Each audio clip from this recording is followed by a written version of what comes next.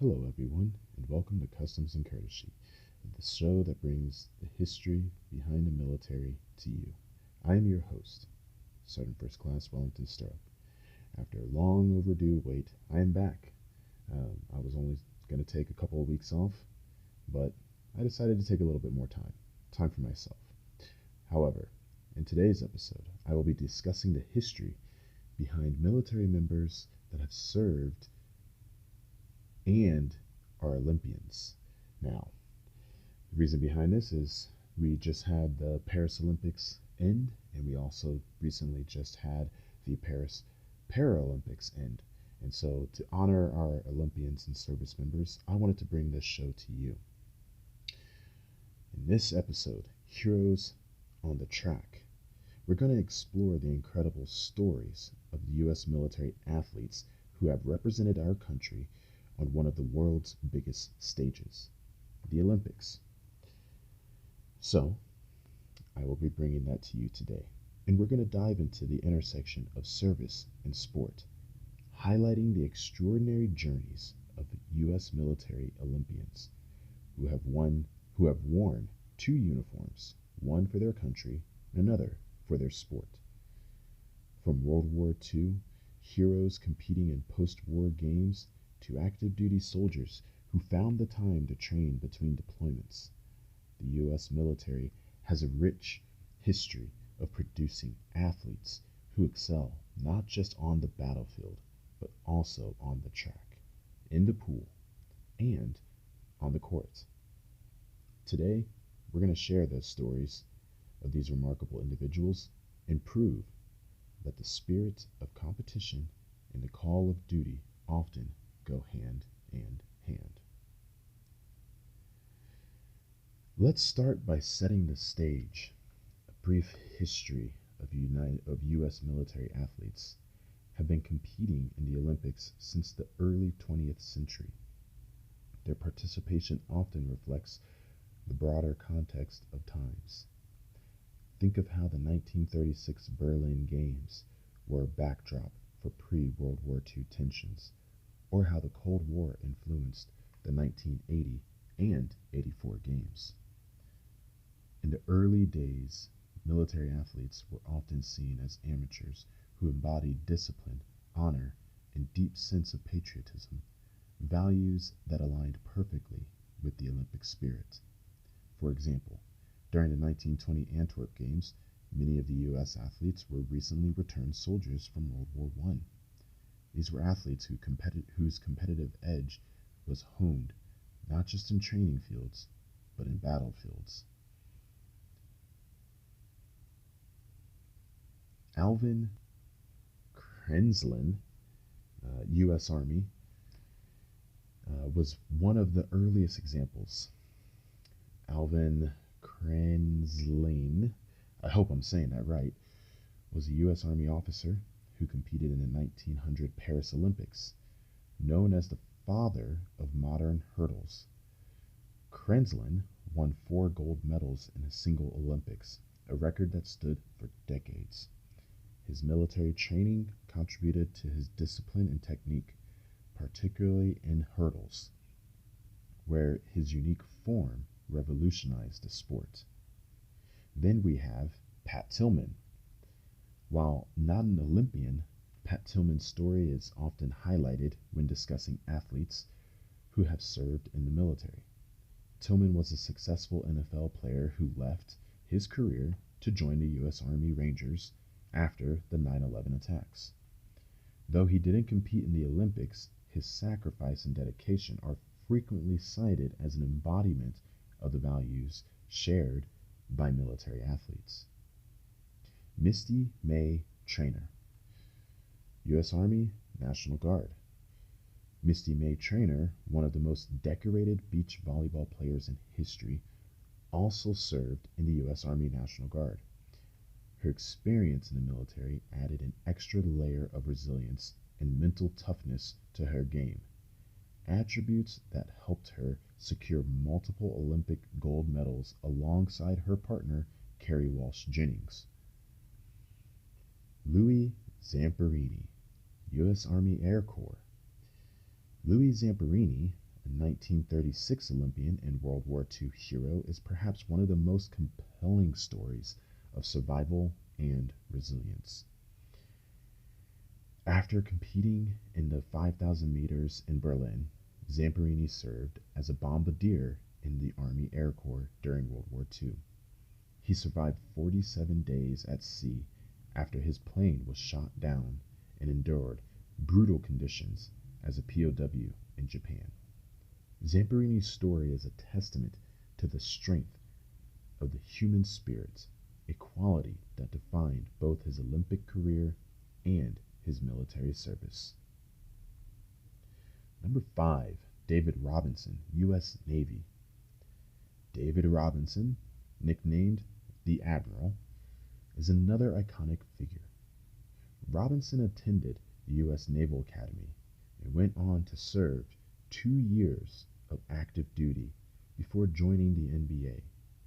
Known for his humility and work ethic, Robinson was a key player in the 1992 and 96 Olympic basketball dream teams, winning 2 gold medals. His military background shaped his leadership skills and commitment to teamwork, making him a standout both on the court and in service. Now, let's move on to training as a military Olympian. Training as a military Olympian isn't just about athletic skill. It's about balancing a dual commitment to both country and sport. These athletes often train under challenging conditions, balancing early morning workouts with military duties, deployments, and physical demands of service. The U.S. Army's World Class Athlete Program, or WCAP, is one such initiative that supports soldier athletes in their Olympic pursuits. Established in 1997, WCAP allows athletes to focus on their training while still serving their country. The program has produced numerous Olympians, including shooters, wrestlers, and track and field athletes. While these programs are more than just a way to train, they represent the military's investment in the athletes and the recognition that sport can serve as a powerful form of diplomacy and national pride.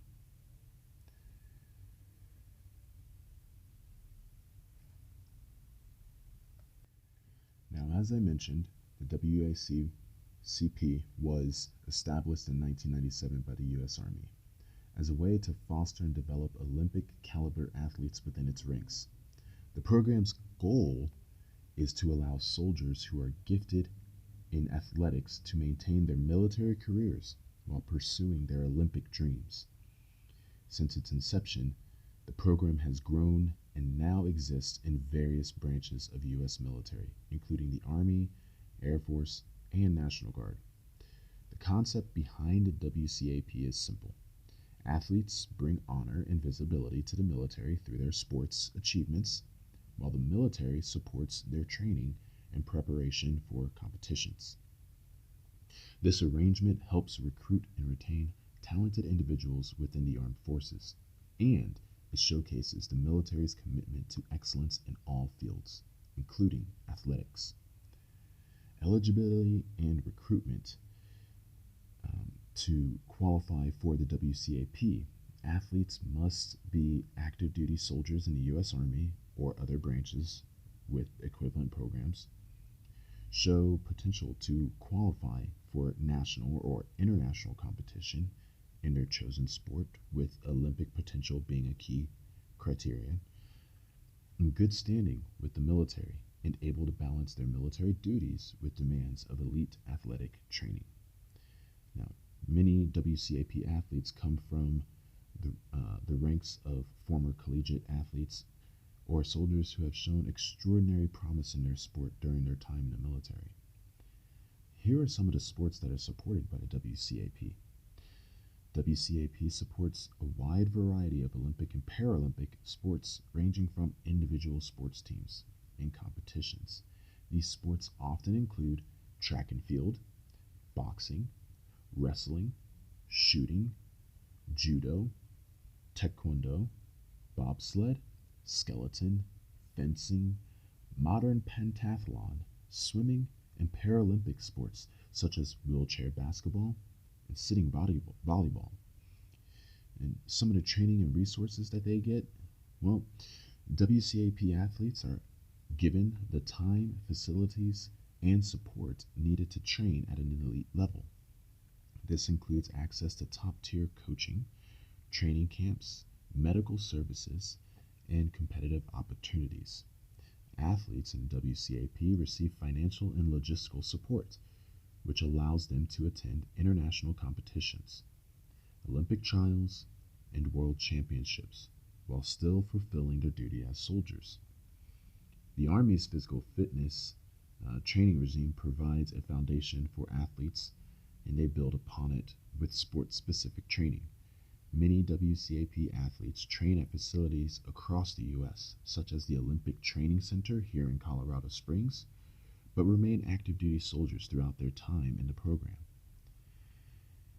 Some of their military duties and athlete balance uh, goes along these lines that while athletes are focused on their training, they're still members of the military and must fulfill basic responsibilities as soldiers. This can include participating in physical readiness training, maintaining their military skills, and fulfilling military obligations when necessary. WCAP athletes often serve as ambassadors for the military, showcasing their values of discipline, leadership, and commitment. One of the challenges for WCAP athletes is balancing the dual demands of being an elite athlete and a soldier. For example, WCAP athletes have been deployed or participated in military operations while simultaneously preparing for competition. This adds a unique layer of pressure, but it also strengthens the athlete's resolve and resilience. Success and legacy. WCAP has produced numerous Olympic and Paralympic medalists over the years. Some notable WCAP athletes include specialist Paul Calimo. I really hope I'm saying that right. Calimo, a U.S. Army soldier, won a silver medal in the 5,000 meters at the 2016 Rio Olympics. He was a standout in the WCAP's track and field program. Then you have Sergeant First Class Glenn Eller, a member of the WCAP's shooting program. Eller won a gold medal in the 2008 Beijing Olympics in double trap shooting. And there's Sergeant John Nunn, a race walker who has competed in multiple Olympic Games while serving in the Army. Nunn is one of the WCAP's long-standing representatives in track and field events. And Sergeant Samantha Schultz competes in the modern pentathlon and represented the U.S. in international competitions, including the Olympics. Their impact and importance is more than just an athletic initiative. It's a powerful symbol of the military's commitment and excellence in personal development. The program allows soldiers to represent the U.S. on the world stage while showing that service and athletic achievement can coexist. WCAP also serves as a source of inspiration within the military community, showing that service and athletic achievements can coexist. It shows soldiers that they can pursue their passions while fulfilling their duties. For athletes, it offers a structured environment that helps them achieve success, both in sports and in their military careers. So in conclusion, The World Class Athlete program is a unique blend of patriotism, athletic excellence, and personal sacrifice. It allows some of the best athletes in the military to compete at the highest levels, all while maintaining their military service. These athletes not only represent the U.S. in the Olympics, but also demonstrate strength, discipline, and dedication that come with being a soldier. So, the legacy of U.S. military Olympians is about more than just medals. It's about resilience, sacrifice, and a commitment to something greater than oneself. These athletes represent the best of what sport and service have to offer: discipline, teamwork, and a drive to excel, no matter the odds, whether it's a track star turned war hero like Louis Zamperini, or a modern day soldier athlete balancing duty and sport. These stories inspire us all. They remind us that the Olympic spirit isn't confined to the podium. It's alive in every training session, every challenge overcome, and every moment of selfless service. So thank you for joining me today on Heroes on the Track. If you enjoyed this episode, please subscribe, share it with your friends, and stay tuned for more stories on just, military excellence and of those who have gone above and beyond the call of duty. So, until next time, keep striving for greatness, both on and off the field. Have a good day.